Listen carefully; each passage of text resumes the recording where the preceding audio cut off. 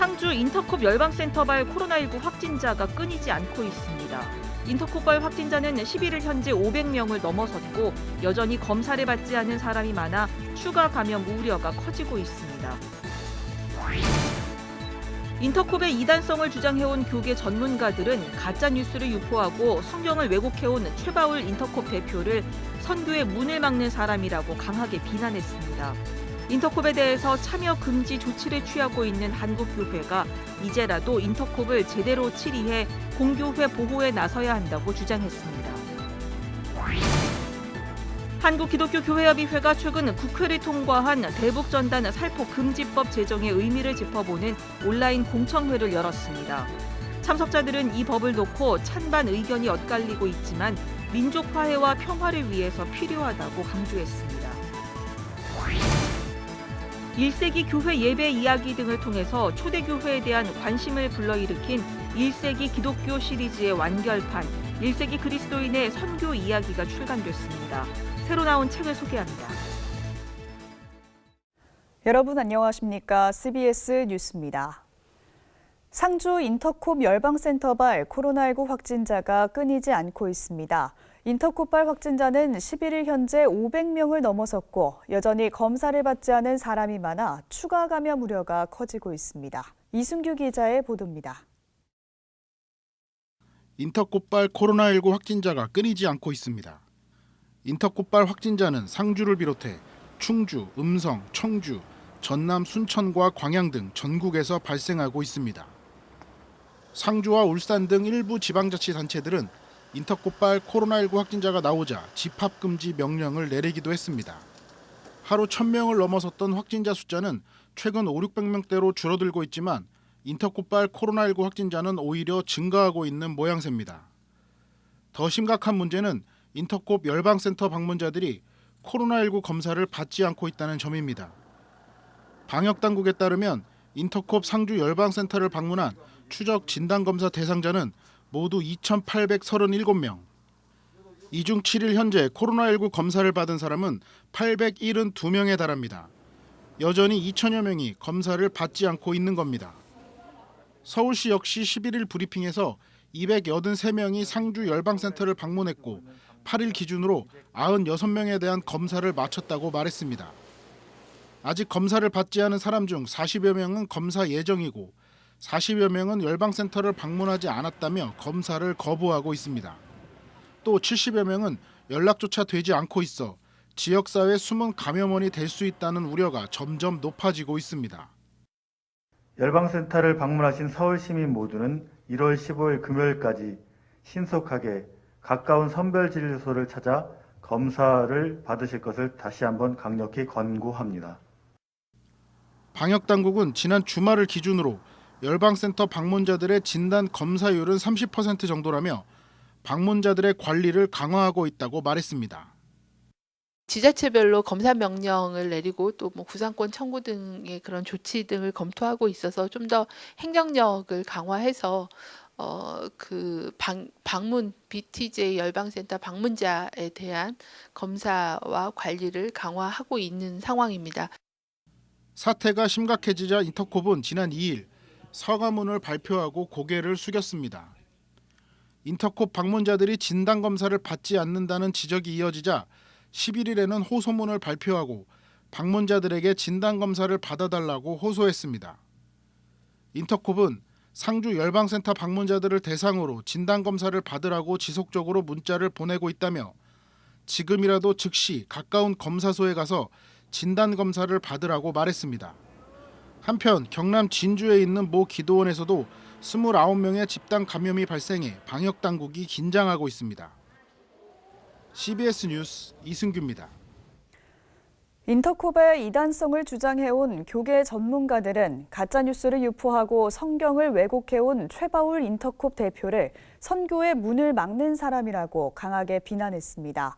인터콥에 대해 참여 금지 조치를 취하고 있는 한국교회가 이제라도 인터콥을 제대로 치리해 공교회 보호에 나서야 한다고 주장했습니다. 송주열 기자의 보도입니다.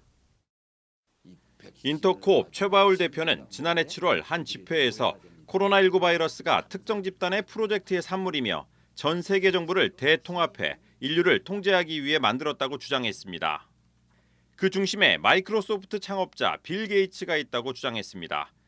최 대표는 2015년 빌 게이츠가 강연에서 인류를 위협하는 것이 핵폭탄이 아니라 코로나 바이러스라고 했다면서 백신을 개발해 인류의 DNA 구조를 바꿔 절대 복종시키려는 음모를 가지고 있다고 주장했습니다. DNA를 바꿔서 절대 복종, 공포 없고 두려움도 없고 이 백신을 맞으면 세계가 뭐가 돼? 그들의 노예가 됩니다. 2015년 빌 게이츠는 강연에서 인류가 바이러스의 출현에 대해 백신을 만들어 대비해야 한다고 경고했을 뿐 코로나 바이러스를 언급하지도 않았고 백신에 대한 구체적인 이야기도 없었습니다. 사실 성경 해석적으로도 맞지 않고 과학적으로도 비과학적이고 그다음에 이제 가짜 뉴스에 기반한 정보도 있고 그러다 보니까 이것을 전혀 신뢰할 수가 없는 거죠. 최바울 대표는 10여 년 전부터 요한계시록에 나오는 상징들을 이용해 전 세계를 통제하려는 666 전산 시스템이 등장한다는 등의 주장을 펼쳐왔습니다.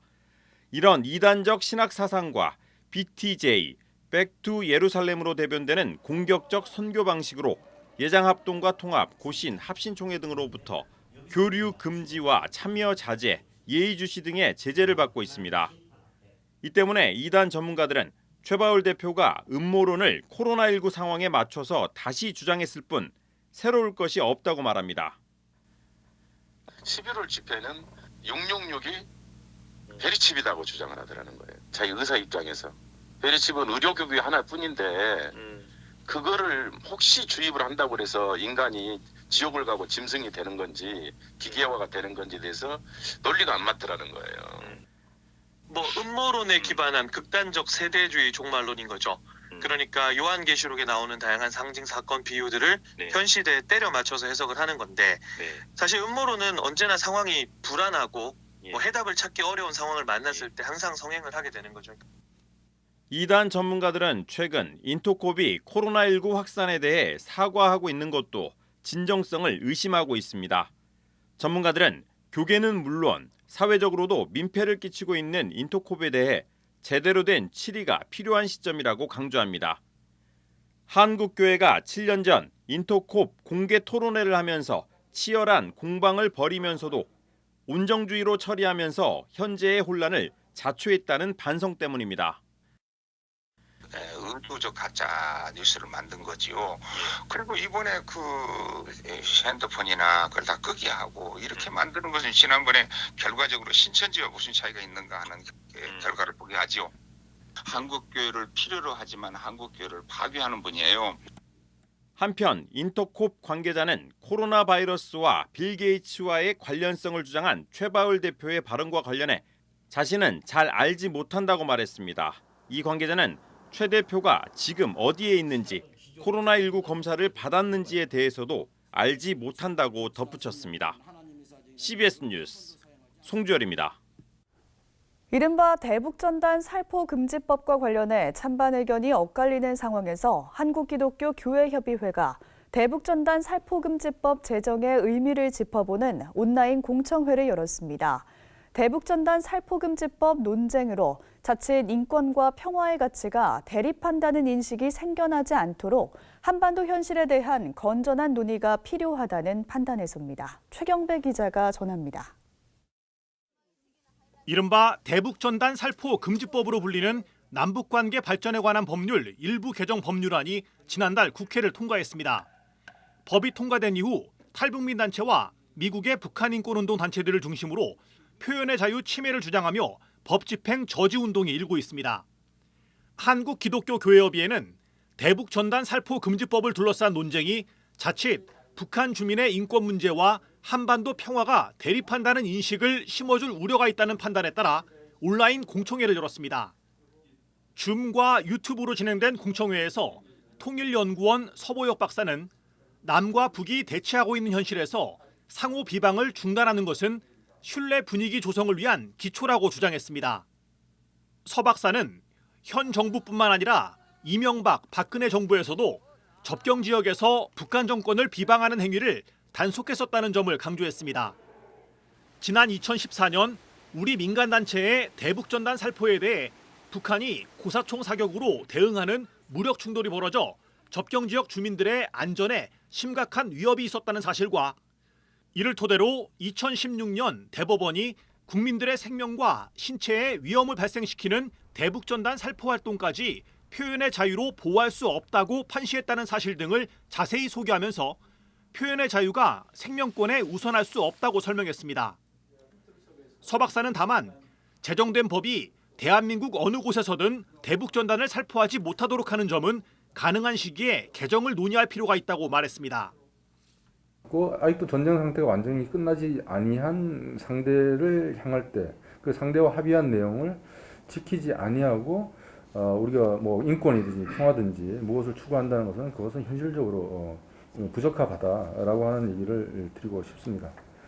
지난 2010년 북한을 탈출해 남한에 정착한 강미진 북한투자개발 대표는 대북전단 수거에 동원됐던 자신의 경험을 토대로 대북전단이 북한 주민들에게 아무런 도움이 되지 못한다고 말했습니다. 북한 주민들은 조직적인 시스템을 유치원 때부터 타가소 때부터 그런 교육을 받으면서 이제 성장을 합니다. 그렇기 때문에 웬간한 그런 외부적인 뭐 전단지에 간 내용을 전혀 습득하지 않습니다. 오히려 이제 더 단단해지죠. 지난 2014년 대북전단으로 촉발된 군사적 충돌을 직접 경험했던 연천 주민은 법 제정으로 조금이나마 안심하고 살 수 있게 됐다는 심정을 전했습니다. 공청회에 참여한 이들은 접경 지역 주민들의 생명을 지키고 나아가 한반도 평화를 위해 대북전단 살포 행위는 중단돼야 한다는 데 뜻을 같이 했습니다. 교회협의회는 탈북민 단체 등의 주장으로 대북전단 살포 금지법의 목적과 취지가 가려져서는 안 된다면서 공청회 내용을 영문으로 정리해 세계교회협의회를 비롯한 미국과 유럽교회 등 국제사회에 전달한다는 계획입니다. CBS 뉴스 최경배입니다.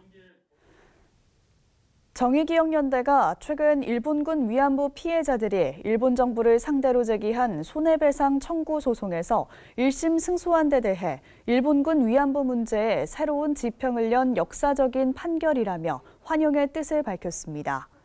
정의기억연대는 이번 판결은 대한민국의 헌법 질서에 부합할 뿐만 아니라 국제인권법의 인권 존중 원칙을 앞장서 확인한 선구적인 판결이라고 평가했습니다.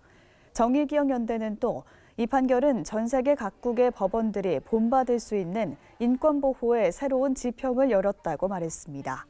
정의기억연대는 재판이 진행되는 동안 원고 중 상당수가 운명을 달리해 현재 피해 생존자는 5명에 불과하다며 일본 정부는 위안부 문제를 솔직하게 인정하고 배상 판결 이행 등에 나서야 한다고 요구했습니다. 1세기 교회 예배 이야기 등을 통해 초대교회에 대한 관심을 불러일으킨 1세기 기독교 시리즈의 완결판 1세기 그리스도인의 선교 이야기가 출간됐습니다. 새로 나온 책을 이빈나 리포터가 소개합니다. 초대교회 교인들의 선교는 어떤 모습일까? 미국 플러신학교 로버트 뱅크스 은퇴 교수의 책 1세기 그리스도인의 선교 이야기가 출간됐습니다. 책은 가상의 주인공인 1세기 로마 시민 푸블리우스가 회심 이후 가정생활과 사회생활, 정치 참여와 경제생활, 문화생활과 자녀교육 등에서 겪은 다양한 변화들을 소개합니다. 책은 이를 통해 모든 일상에서 하나님의 선교가 가능해졌음을 이야기하며 예배와 일상과 선교는 결코 나뉘지 않는 하나의 것임을 알려줍니다. 영남신대 김승호 교수가 저술한 책 새로 쓰는 신도의 공동생활이 나왔습니다. 저자는 본회퍼가 제안하는 공동체성의 의미를 알 수 있는 책 신도의 공동생활을 현시대 한국교회의 상황에 맞게 재해석했습니다. 책은 지금의 한국교회에서 교회의 공동체성을 어떻게 이해하고 유지할 수 있을지를 주제별로 나눠진 꼭지마다 간단한 질문에 대답하는 형식으로 서술하고 있습니다. 서울신대 이기룡 교수가 종교개혁자 마르틴 루터의 흔적을 찾아가는 책 루터를 발표했습니다. 저자는 독일에서 루터의 흔적이 담긴 길을 가리키는 일명 루터의 길이라는 표지판이 설치된 길들 중 개혁의 중심부였던 독일 북동부를 중심으로 여행하며 루터의 생애와 종교개혁의 의미를 살핍니다. 최근 루터의 생가와 사가가 있는 아이슬레벤과 95개 논제를 발표하며 개혁을 주도한 비텐베르크 등을 돌아보며 종교개혁의 정신을 되새깁니다. 책의 부록으로 루터 사상의 키워드와 루터 생애의 결정적 장면이 실렸습니다. 연세대에서 기독교 교양학을 가르치는 김학철 교수가 신약성서 마태복음을 비기독교인들까지 쉽게 읽을 수 있도록 풀어낸 책을 발표했습니다. 책 마태복음서는 마태복음을 역사 비평적으로 들여다보며 문헌이 기록될 당시의 역사적 배경과 여러 비유들에 담긴 의미를 탐구합니다. 저자는 사람은 무엇이고 죽음은 무엇이며 인생의 의미는 무엇인지에 대한 질문의 답을 마태복음을 통해 알아갈 수 있다고 소개하며 마태복음이 이야기하는 메시지와 교훈들을 소개합니다. 20세기 후반을 대표하는 신학자 볼프하르트 판넨베르크가 현대 조직신학의 주요 문제들과 전개 방향을 해설한 책이 나왔습니다. 총 4장으로 구성된 책 조직신학 서론은 과거 그리스도교의 전통과 교리에 담긴 메시지를 존중하면서도 현대적 맥락에서 어떻게 조직신학을 풀어갈 수 있을지 설명합니다. CBS 뉴스 이빈나입니다.